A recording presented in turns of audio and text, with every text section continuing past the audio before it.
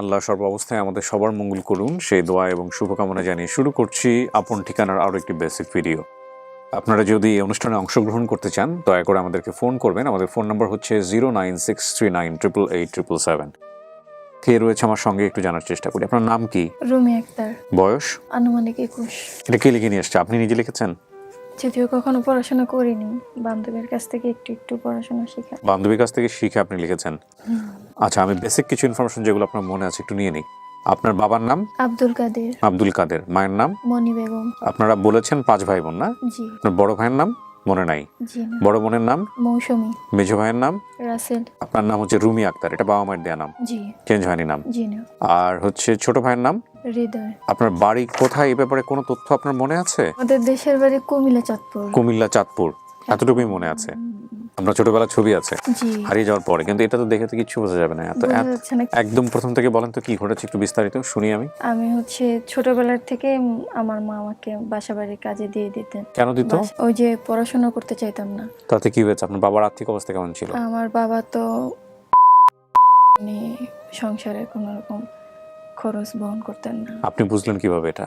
সেটা হচ্ছে যে আমার মা বাসা বাড়িতে কাজ করতেন, আর আব্বু দেখতাম মাঝে মাঝে আম্মুকে মারধর করতো, বা ফ্যামিলিতে মূলত কিছু দিত না জন্যই আমার বড় ভাই আমার বড় বোন আমাকে কাজে দিয়ে দিত আম্মু। তো এক সময় আম্মু বলতেছিল যে আমাদের বাসার কাছে কাছে যদি দিত তো আমি ওই বাসায় কোনো রকম মারধর খাইলে বা কোনো রকম কিছু হলে আমি চলে যেতাম বাসায়। আচ্ছা। সেই জন্য আম্মু আমাকে বলতেছিল যে তোমার খালার কাছে নিয়ে যাবো তোমাকে নানু বাড়ি। তো আমার খালার কাছে নিয়ে যায় তার কিছুদিন পর। তো আমার বড় খালার নাম বলতে পারি না, কিন্তু ওনার ছেলে মেয়েদের নাম বলতে পারি। উনি ওনার এক পরিচিত মহিলা, আমার নানুর বয়সী হবে, ওনার কাছে নিয়ে গেছেন। উনি পরে ওনার মেয়ের নাতিনের জন্য আমাকে ঢাকায় পাঠিয়ে দেন লঞ্চে করে, এক মহিলার দ্বারা। উনি আমাকে লঞ্চে করে ঢাকায় নিয়ে যান। পরে ওইখানে ছিলাম কিছুদিন, ওনার নাতিনের সাথে খেলাধুলা করতাম। এরপর থেকে ওনার বাসায় টুকটাক করে সব কাজই করতে হতো। তো খুবই ছোট ছিলাম, সব কাজ তেমন পারতাম না।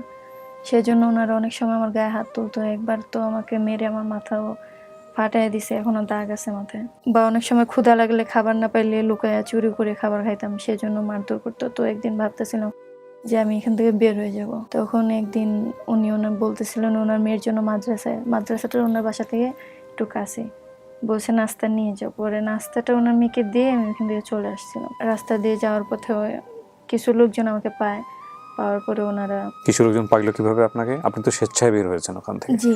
এখন আমি রাস্তা দিয়ে যাচ্ছিলাম যখন কান্নাকাটি করে, তখন ওই লোকজনের কেউ কেউ আমাকে থামাইছে যে আম্মু তোমার বাসা কোথায়, বা তুমি এইভাবে কেন হাঁটতেছো বা কান্না করতেছো কেন? পরে আমি বললাম যে এরকম এরকম যে বাসায় কাজ করতাম আমার আম্মু দিছিলেন, ওই বাসায় আমাকে মারধর করে বা খাইতে দেয় না, জন্য আমি লুকায় খাই। আম্মু তো দেয়নি, খালামণি দিয়েছে। জি, কিন্তু আম্মুকে বলেই তো খালামণি আবার নিয়ে আসছে। হ্যাঁ হ্যাঁ। পরে ওনারা বললো যে ঠিক আছে তাহলে তুমি আমাদের সাথে চলো। পরে ওনারা আমাকে তখন ওইটা কমলাপুর স্টেশন ছিল, ওইখান থেকে থানা ছিল, ওই থানাতে নিয়ে যায়। ওই থানার পুলিশরা পরে অপরাজয় বাংলাদেশে দিয়ে দেওয়া। ওকে। ওখানে 1 মাস থাকার পরে ওনারা বলতেছে আমার ফ্যামিলিকে নাকি পাওয়া গেছে, কিন্তু এটা সম্পূর্ণই মিথ্যা কথা ছিল। কে বলেছে এটা? অপরাজয় বাংলা বলেছে? পরে দেখা যাচ্ছে ওনারা নিয়ে গাজীপুর একটা এতিমখানায় দিয়ে দিছিল। সম্পূর্ণ মিথ্যা কথা ছিল। কেন বলছেন? ওনারা বলছে ফ্যামিলি পাওয়া গেছে।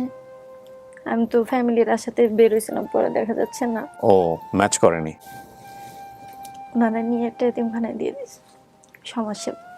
ওইখানে 8 বছর ছিলাম, ওনারা খুঁজে নিয়ে হয়তো তেমন। Take this. Thank you. রাখেন আপনি পাশে। হ্যাঁ,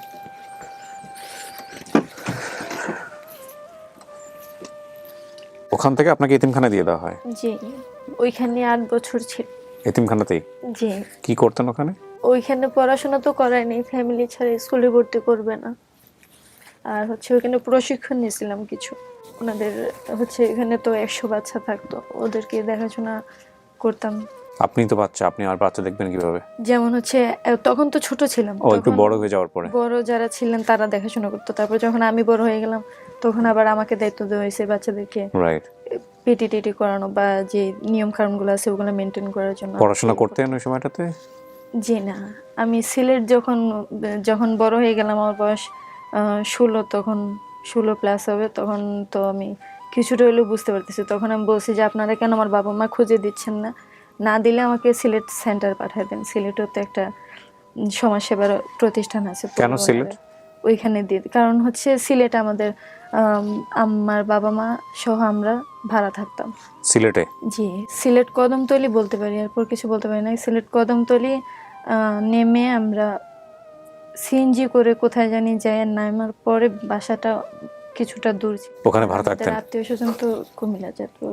এখন ওই তখন এরকম নাকি বলতো কুমিল্লা চাঁদপুর, আর এখন কুমিল্লা চাঁদপুর গেছেন কখন ওই সময়টাতে? জি, আমি তো ওই যে মাঝে মাঝে নিয়ে যেত, তখন যাইতাম। কুমিল্লা চাঁদপুর বলতে কি আপনার বাবার বাড়ি কুমিল্লা চাঁদপুর নাকি মায়ের বাড়ি? আমার নানু বাড়ি। নানু বাড়ি? জি। তো সিলেটে গেলেন আপনি পরে কোথায় না? জি। তারপরে ওইখানে 5 বছর ছিলাম। আপনি খুঁজতেন? খোঁজাখুঁজি করছে, আমাকে নিয়ে কখনো খুঁজে নেই। ওনারা আমার থেকে শুনছে আমি কিভাবে হারাইছি না হারাইছি বা কি, ওগুলো শোনার পরে ওনারা নিজেরাই খোঁজাখুঁজি করছে। যদিও কখনো আমার ছবি দিয়ে ওই যে পত্রিকায় যে ছাড়ে এইভাবে কোনো রকম না, ওনারা জাস্ট আমার থেকে শুনছে যে একটা নদী ছিল, ওই নদীতে আমার বাবা নৌকা চালাতেন, আমার মা বাসা বাড়িতে কাজ করতেন। বাবা নৌকা চালাতেন? জি, ওনার বন্ধুর নৌকা চালাতেন। কি নৌকা এটা? কি খেয়া পার করতেন নাকি? জি, এপার থেকে ওপার নিয়ে যেতেন। এটা কি সিলেটেই?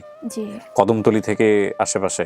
হ্যাঁ, কদমতলি থেকে আশেপাশে বলতে খানিকটা দূরে। যেহেতু সিএনজি করে যাইতাম, তারপরে সিএনজি থেকে নামার পর খানিকটা হাইটে যাওয়া লাগে, আর ওইখান থেকেও যদি বলি তারা আরো বেশ কিছুটা হাঁটতে হবে, তারপর পাওয়া যাবে। আপনি বিয়ে শাদী করছেন?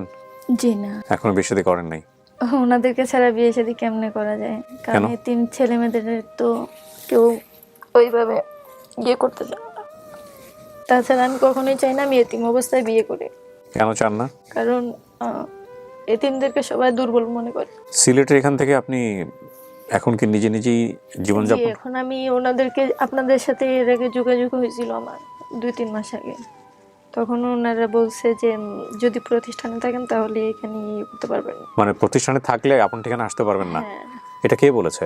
জানি না কে, কিন্তু পরে হচ্ছে আমি বলছি যে ঠিক আছে। পরে ওখানে লিখে আমার বয়সও যেহেতু 21 হয়ে গেছে, ওখানে আবার 18+ হওয়ার পর থাকা যাবে না। আচ্ছা।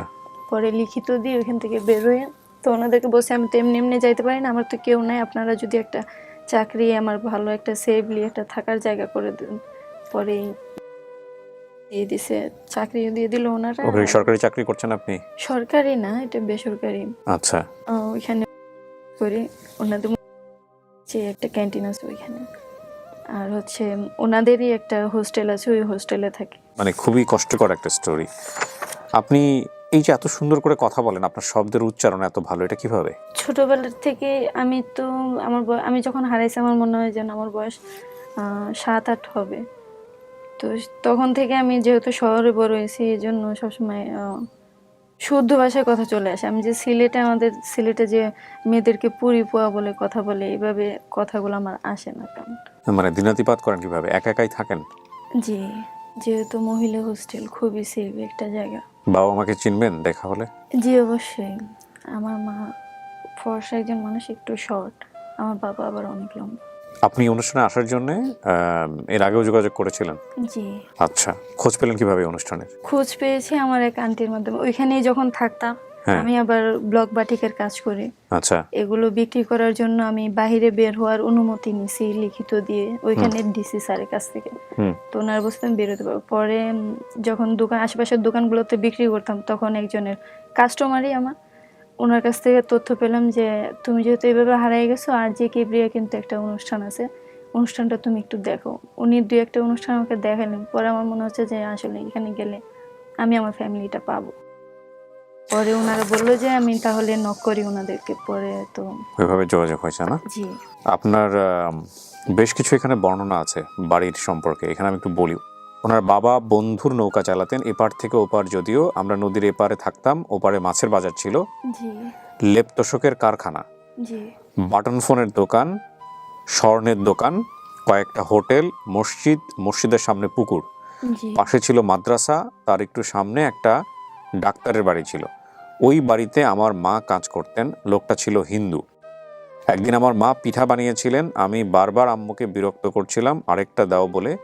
তো এই সময় মা এত রেগে গেলেন যে আমার দিকে ধেয়ে আসছিলেন দেখে পিছাতে গিয়ে পড়ে গিয়েছিলাম ড্রেনে। পরে আমার ভ্রু কেটে যায়। তখন ওই ডাক্তারের বাসাটা ছিল দোতলা, নিচতলাতে ডাক্তারের দোকান, ওখানে মা বাবা নিয়ে যান সেলাই করাতে, সেই দাগ এখনো আছে আমার ভ্রুতে।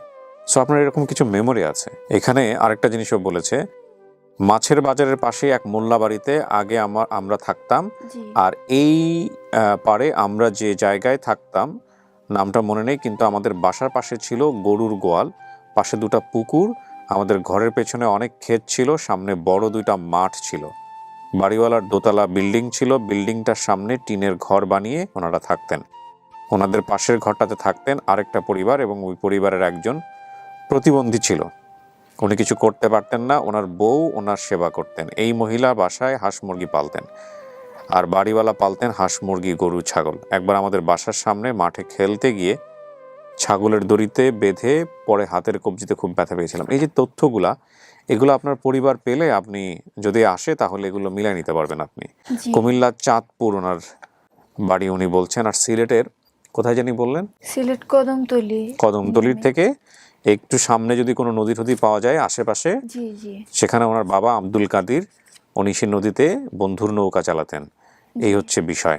ওনার মায়ের নাম মণি বেগম, বাবার নাম আব্দুল কাদির। ওনারা 5 ভাই বোন, মৌসুমী, রাসেল, রুমিয়া আক্তার, হৃদয়। একজনের নাম মনে নেই, শুধুমাত্র বড় ভাইয়ের নাম।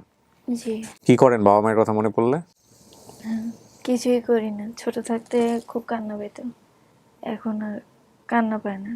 অভ্যস্ত হয়ে গেছে। জি পরিকল্পনা কি, যদি পান তাহলে তো ভালো, আর না পেলে? যদি পাই তাহলে তো ভালোই, আল্লাহর কাছে শুকরিয়া। যদি না পাই তা তো কিছু করার নেই, এটা ভাগ্য, মেনে নিব। ওনাদেরকে খুঁজে বের করার মূল উদ্দেশ্য হচ্ছে, আমি যেহেতু একটা বিজনেস বলবো না, ছোট একটা দোকানই দিব, যেহেতু আমি যে কাজগুলো পারি সেই কাজগুলো, যেহেতু পড়াশোনা নাই আমার, মূলত পড়াশোনা ছাড়া ভালো কোনো জবও করা যাবে না। আর এভাবে সবসময় আমি কাজও করতে পারবো না সেফলি। তো আমার ইচ্ছা যে কিছু টাকা পয়সা জমায় আমি নিজে একটা দোকান দেব। তো এই দোকানটা যদি আমি দিতে চাই, তো এইভাবে ফ্যামিলি ছাড়া মানে কোনো একটা সাপোর্ট দরকার, যে সাপোর্টটা আমি অন্য কারো কাছ থেকে পাবো বলে মনে হয় না, আর অন্য কেউ করবে নিঃস্বার্থভাবে, আমার তাও মনে হয় না। ফ্যামিলিটা যদি থাকে তাহলে হয় ওনারা আমাকে কিছু সাহায্য করতে পারবে, বা সাহায্য না করলেও এটা বড় কথা আমার কাছে যে আমি আমার ফ্যামিলিকে পাবো, আমার ফ্যামিলির দেখাশোনা করব, আমার বাবা মার যত্ন আদি আমি করতে চাই। ওনারা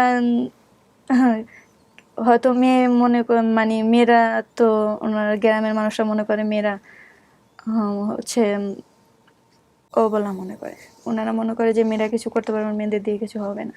কিন্তু ওনাদেরকে দেখাই দিতে চাই যে ওনারা ছাড়াও আমি আজ পর্যন্ত বেঁচে আছি, এবং খুব ভালোভাবে বেঁচে আছি, এবং আমি সামনে একটা দোকান দিব ইনশাআল্লাহ। প্রিয় দর্শক এবং শ্রোতা, অত্যন্ত সেন্সিটিভ একটা ভিডিও, আপনারা সবাই মিলে একটু চেষ্টা করেন। আমরা দেখি যে আমরা রুমিয়া আক্তার তার পরিবারকে খুঁজে বের করতে পারি কিনা। এটা তো আপনার বাবা মায়ের দেয়া নাম। জি জি তাওয়াক্কাল তো আল্লাহ। একটা ভালো সংবাদের প্রত্যাশা আমরা শেষ করছি আজকের মতো। আসসালামু আলাইকুম।